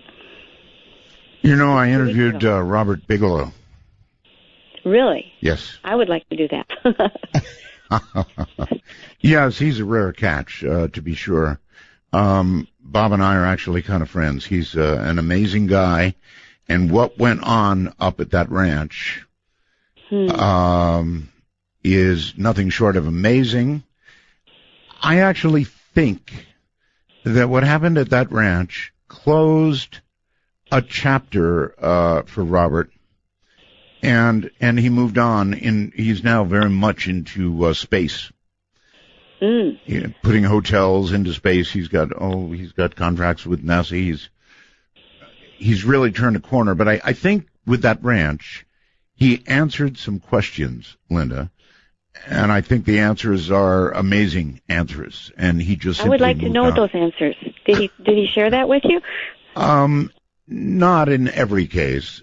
He shared with me the impossible things that happened there. He bought it because those things were happening there. And then he documented them. I believe he found out what he wanted to know and moved on. That's just my opinion. Well, that's terrific. Well, and I do know that he had a lot of the scientific equipment and real scientists to throw at it. Oh, yes. So, I mean, it was studied as best as it possibly could have been. And, I kind of envy that. I've been working with my property owner out there in that field, and we are not funded that way, and yet we still find ourselves coming to conclusions that we thought we never would have come to before. Mm-hmm. All right, on the phone, you're on the air with Linda. Hello? Yes, hello. Hello. Hi. Oh, okay. Hi, Linda. Hi, Art. Hi. I just want to tell you guys this story. It happened about 25 years ago with my children. My children would cross the road up and go up in this guy's driveway and play all the time. Well, one evening, they came running in the house. They said, Mom, we heard a werewolf. I thought, well, now they've heard this weird dog, you know, and I went back outside and I could hear it too. And it wasn't like a regular dog. It was very, very odd.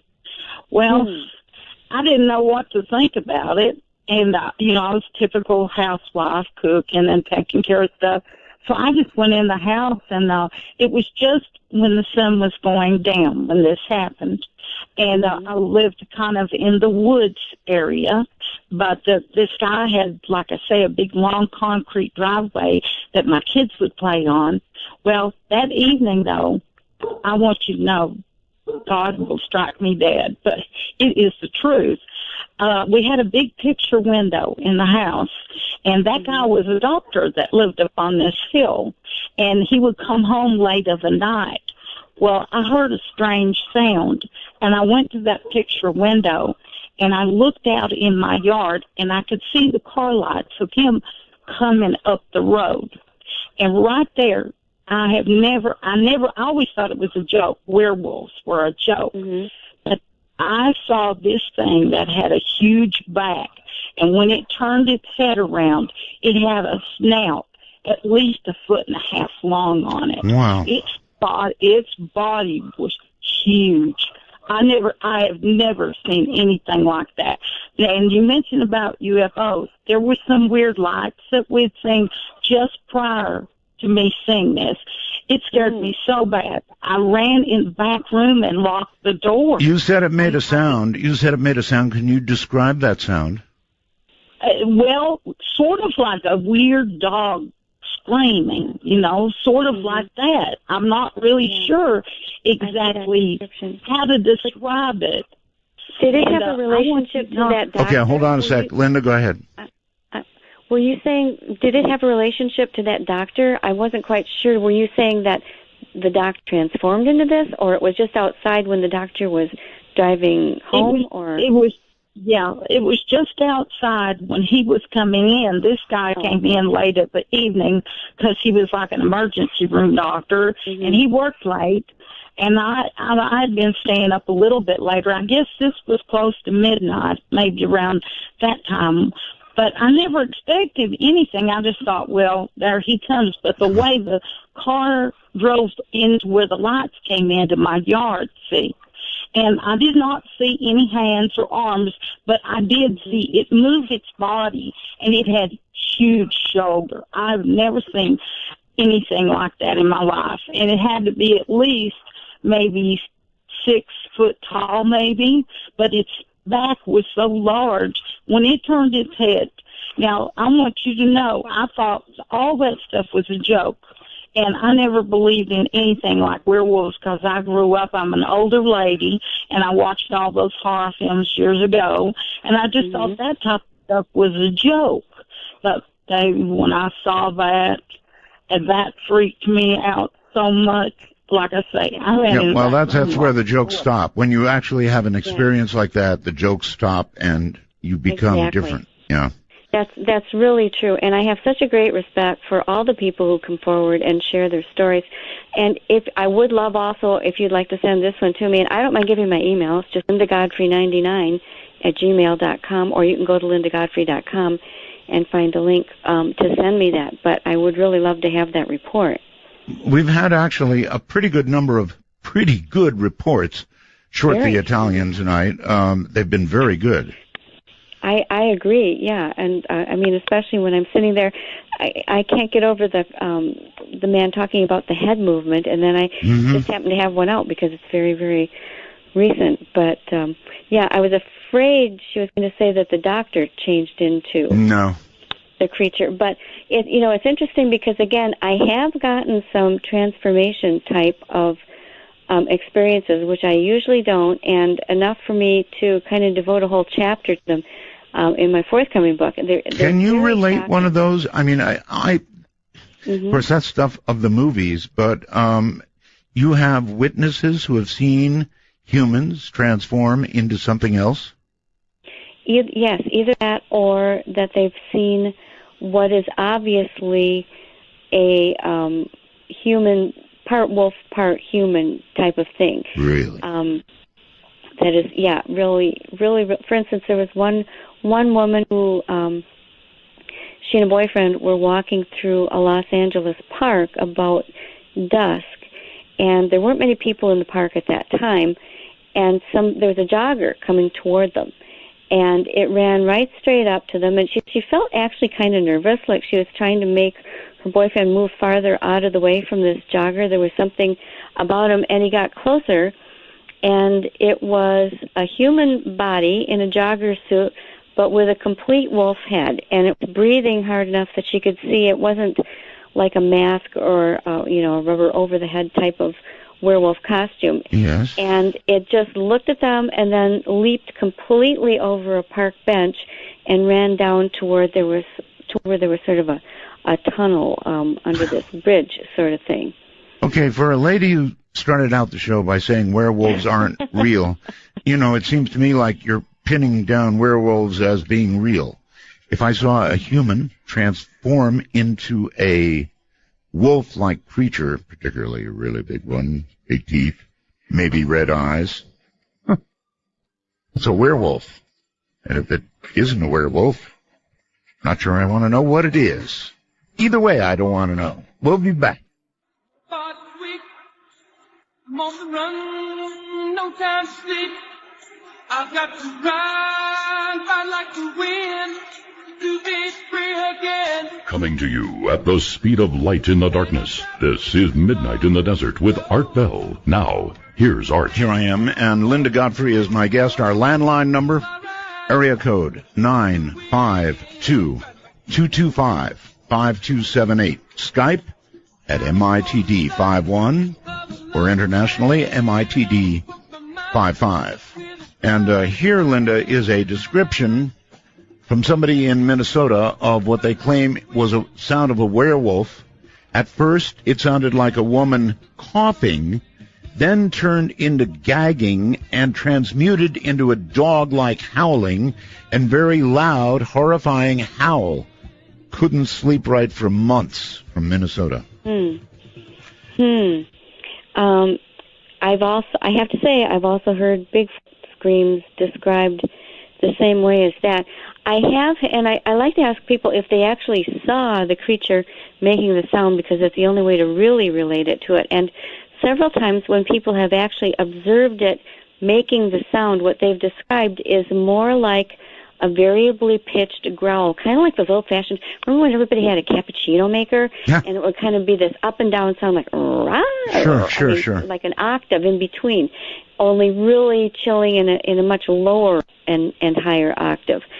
Very scary thing that sounded like nothing I'd ever heard.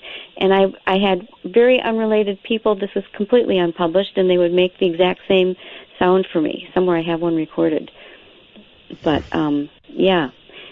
But yet, you don't know. If you don't really see that creature making that sound, unfortunately, you can't say for sure. Yeah, you know what?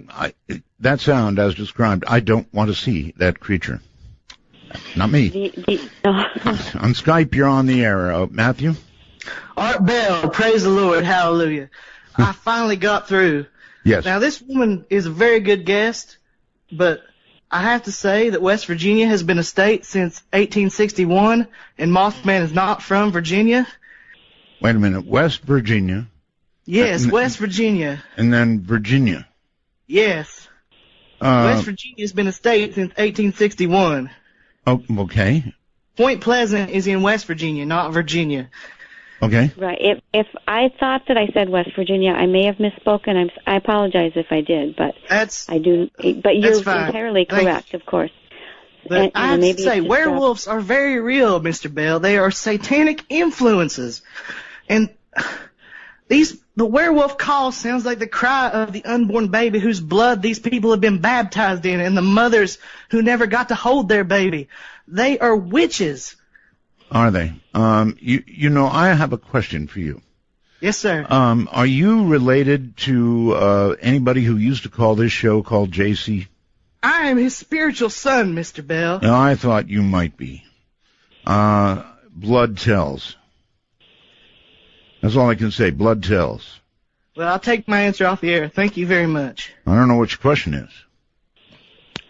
Yeah, I think it was more of a statement. I didn't hear your question. Exactly. I wasn't there myself. I know that voice. I swear to God. Even if JC has passed to the great beyond, that caller's got the blood in him. Do a very quick Skype call. Hello, tongue. Nathan, you're on the air. Hi. Hey, Art. Hey. Hey, I'm sorry. Let me just turn this off. Yes, always do that, please. Yeah, you haven't. I was on hold on the infamous turn down your device. I'm a huge fan, Art. Thank you so much for taking the call. Sure. I grew up, Art. Linda, hello, too. It's a great show. It's great stuff. I grew up in Bordentown, New Jersey, really old town on the Delaware River, where Joseph Bonaparte, one of the original witnesses to the Jersey Devil, he had an estate there. He also had this weird, like, cave structure on the river called the Rock Gardens in the town I grew up in. And I'll make this short, Linda. I was just curious what your thoughts or theories on the Jersey Devil were. And also, one of the questions I had already been answered about cryptids appearing at the same time as UFO sightings. Some in southeastern PA I've read about where there's those strange, like, deer with the bent back legs being seen in conjunction with UFOs. And that's really interesting, but that question obviously already been brought up. And all right, we have this real quick break we have to do, so what we'll do is do it, and we'll come back, and we'll talk about the Jersey Devil a little bit. You know, it seems like everybody, or everywhere, I should say, has some kind of devil or monster connected to it. Walked into the room. There was voodoo in the vibes. I was captured. Don't bother asking for explanation. She'll just tell you that she can. In the year of the cat. Hi, I'm Asia Bell, and it's very late, so I'm sleeping now. But you're awake, so call my daddy because he's awake too. The number is 1-952-225-5278. That's 1952. Call Art. And that's Asia. All right, Linda, welcome back. I want to remind everybody I have found Madman Markham. He'll be here tomorrow night. Linda, it's great to have you back. And, boy, we've been through a lot tonight. A lot of really good calls. I'm very impressed with everybody. Let's go to Nathan. Nathan, you're on with Linda. Hi. Hey, thanks for having me back on, Art. Okay, you're breaking up a little bit, so... Okay, I'm sorry. That's all right. Just get good and close to whatever your device is. Okay, it's this tablet here. Okay, well, you find the little hole in the tablet and you're talking to that. Sorry. Is that better? Much better, yes. Okay. Sorry. Again, thank you again so much for having me, Art. I've been obsessed with the Jersey Devil since I've been a kid, obviously, growing up. Right. In the town that he'd been spotted in. And that's a very interesting thing for me. I'd love to hear what Linda has to say. But also, just out of curiosity, I'm wondering why there aren't more if there are cat creatures or more cat-like creature sightings. That'd be really interesting to hear. I know there's a lot of dog creatures and whatnot.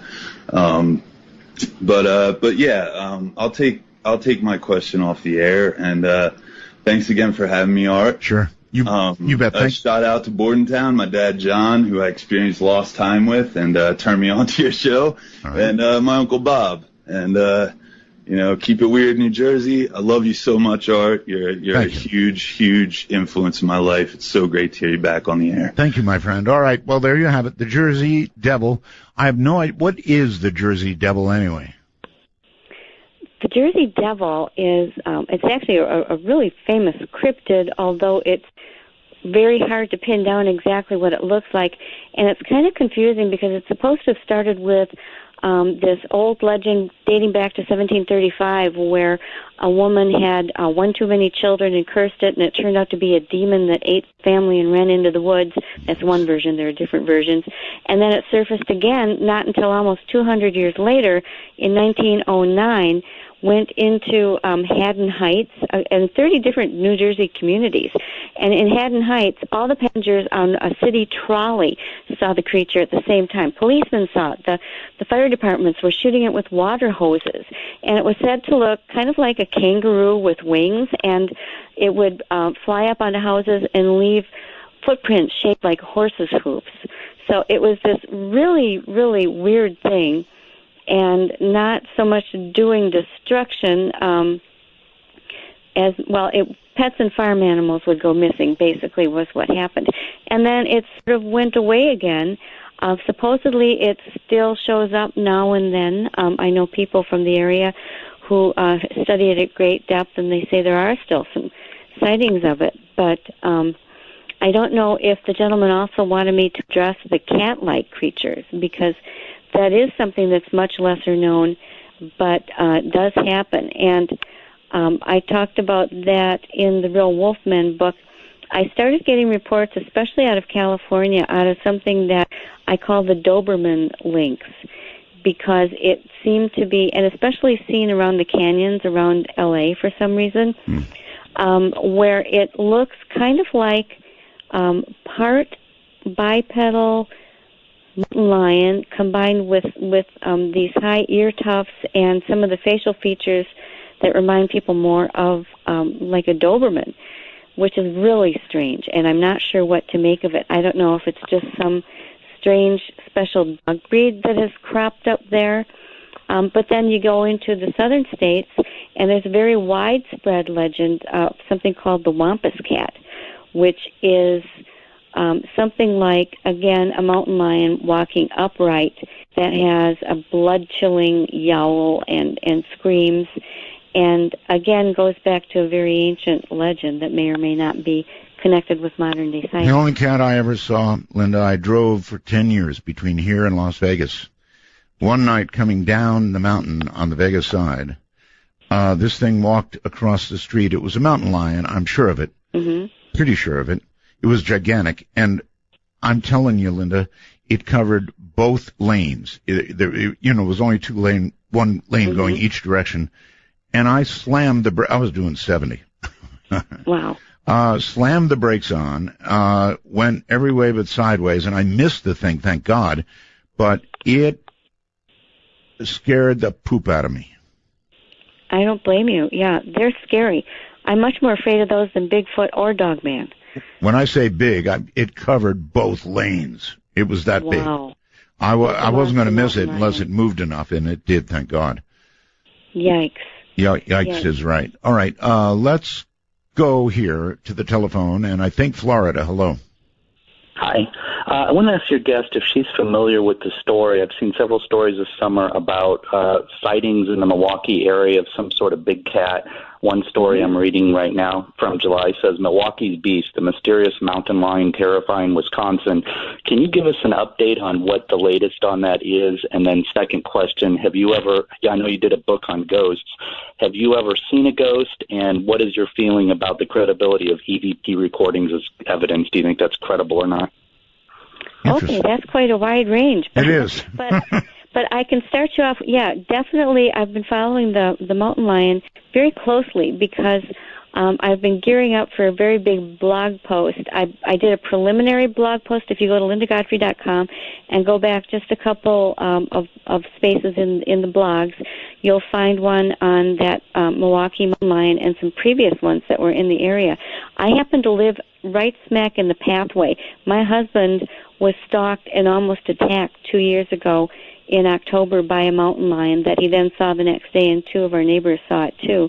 They come from the Black Hills, they go through Minnesota, they come down through southeastern Wisconsin, and that's how one ended up in Chicago 5 years ago that ended up being shot. And that same one had been identified by DNA as being within 5 miles of my house. So I like to keep tabs on these. I took a walk in the Kettle Moraine with some friends last winter in February looking for some Bigfoot signs, and instead we saw hundreds and hundreds of mountain lion tracks following us in and crossing. We came back out. So these things are around, and I've got a huge documentation of them all around the central area of Wisconsin. So they're here, they're on the move. These are real animals, and I'm just hoping that there isn't any sort of tragic accident before it will be admitted that they actually are here, because they're one of these creatures that the authorities do not like to admit is here. It costs them a lot of money to have to fulfill certain things in the law to take care of them if that happens. That's one big reason. All right. He wants you to jump then to ghosts and EVPs as proof. I have seen ghosts, and shockingly enough, it was when I was looking for them. I co-authored Weird Wisconsin and authored Weird Michigan with the Barnes & Noble Weird U.S. series. So one of the things that I had to do was go to many of the very known, very haunted sites in both states. And in each state, I saw one ghost in a place where it was supposed to be. And they were both just surprise visits. The host had no chance to send anything up. It was both times it was in daytime. And they were both times I was so shocked that I had a camera in my hands with a strap around my neck, and I never got the camera up in time to actually take the picture of a ghost. It would take me quite a bit of time to tell you both stories, but they are in the Weird Wisconsin and Weird Michigan books. Okay, you know anything about EVPs? EVPs scare me even more than mountain lions. And I've heard some really good ones. I don't know for sure what they are, but I think there's some credence to the idea that there are things floating in some other reality. I'm not sure if they're from actual dead people or if they are other entities I don't know that are pretending to be dead people. But what I've heard, and I've heard some really creepy ones from people at different conferences, they're usually really, really frightening and scary, the things that these things are saying. And if anything ever seemed demonic to me, it's EVP. Okay. James on Skype. Hello there. You're on the air with Linda Godfrey. Hello, Art and Linda. I just wondered if Linda had ever heard the story of the woolly burger in Ohio, central Ohio. The woolly bear? Woolly burger. Burger? Woolly burger? Yeah. Does that come with fries or? No, it's the last name of the gentleman that it's a werewolf story. Okay. And there was a gentleman that there's a town called Darbydale. A lot of people will call it a Bigfoot, but it's not because they don't know. Anyways, the remnants of his home, which is brought from Eastern Europe, you can still see a couple pylons that are in the creek. It's called Hell's Branch. And what ended up happening was a bunch of the people started dying. Well, they figured it out that it was Woolly Burger, and they destroyed his home. So most of the homes along the river have parts of his old castle. So you're telling me, you're telling me this is a guy named Woolly Burger. Yeah. Right. Yeah. Okay. And he transformed into what? Into a werewolf. A werewolf, and killed people. Yeah, and so he was killed. They shoved a rock in his mouth, and there's a cemetery called Woolly Burger Cemetery after that. It's not Willie, it's Woolly. Woolly, I'm sorry. All right, Woolly. What is that near? Do you mind my asking? Yeah, it's by the town Darbydale. in Columbus, or outside of Columbus, Ohio. I grew up there. That's why I know this. Oh, okay. Near Columbus. Okay. I've had a long-standing werewolf habitation or wolfman habitation situation going on not too far from Columbus, and I found quite a few sightings in Columbus. And I'll also say that Wisconsin has the same sort of historic background to what they called the werewolf, or we now call werewolves, where you have these German immigrants who bring these cultural tales and cultural beliefs with them, and they seem to manifest here as well as they did there. Exactly. It's lycanthropy. And that's what I'm saying. Anyways, he still exists. I have an experience with him that I talk about sometimes, but it's a long story, and I'm sure you'd be bored with it. But please email it to me. I would love to see it. No, she's not going to be so bored. Email it to her, and it will not bore me. Your email is again LindaGodfrey99@gmail.com, or you can just go to LindaGodfrey.com. All right. Anyways, Belgab Roswell's art. God bless. Okay, thank you, Yo Belgab. Okay, let's go here to, I think, Kentucky on the phone. You're on the air. Mr. Bell? Yes? This is AR from your biggest and most loyal online community, Into Infinity. My goodness. Anyway. Welcome. Hello. I got a Bigfoot story from years ago, but I'd rather ask a question. Okay. That's okay. It is? People talk about why there is no bodies for Bigfoot or the dogmen. That's right. I've considered the thought that possibly they're intelligent enough that they don't leave bodies behind to be found. They either bury them, before. hide them, possibly eat them. I just wonder what the guests thought about that possibility or theory. Well, I've heard that suggested before, and there's another thing too concerning the dogmen. Now, let's say you've got a dead Bigfoot. You find that lying there, this 8-9 foot tall like thing, and you know you've got something really weird. You find a giant dogman of the type that's usually called into me, and you would probably just say, wow, that's a really weird, kind of weird-looking big dead wolf. You know, you wouldn't think as much of it. I do believe that these things are seen and may be seen, and people don't know what they have. With the Bigfoot, people do believe, I've often heard it said that they think they probably take them and bury them, or just, remove them. My Native American friends say they go to their world before or as they, if they are going to expire, that's where they go and do it, and that's why we don't find the bodies from the Bigfoot. I don't know how to prove either one, but I think if you're going along with the partly but fully physical, partly but fully otherworldly creature, well, then it makes great sense that they would go to some lengths to remove themselves. And then other people also say, pardon? I was going to say, from what I saw, it was purely physical. But this thing was definitely physical, but it was as solid as the chair I'm sitting in. But right. And that's I was going to say, anyone that goes in... Right. Anyone that goes into the woods knows you won't find a complete body. You'll find bones or scraps of fur. You're not going to find a complete skeleton of anything. All right. Especially not apex predators. You just don't find, dead bears or things like that lying around. Definitely not. All right. We'll squeeze one more in. Chris on Skype. Hey, how you doing, Art? Fine. All right, so this is a weird question. My buddy was in Iraq about 10 years ago, something like that. He always tells a story about he thinks he saw a werewolf, but this is definitely a female werewolf, right? Okay. How he knows this, it sounds gross. I don't know how to describe it in a better way, but he rescues dogs, and some of them aren't neutered, so that time of the month happens. Right. He said that this werewolf, it had like the female attributes. It had boobs, if I can say that. And it smelled. It smelled like that time of the month for a werewolf. Yeah. I don't know how to explain that in the right way, but he says he knows. It was on the side of the road, and they stopped on the side of the road, and it crossed like right in front of them. They were in a truck or something. Yes. And they got out of the car, and turned around and looked at them, came back, he's saying, 3 feet away, this thing comes up to him. And it stinks like so bad. He can't even, he's like, the only thing I could describe is a dirty dog, that he would get from a pound. I've got it. Listen, our show is ending here. But hate to rush you. Yeah, my question is, what does this smell like?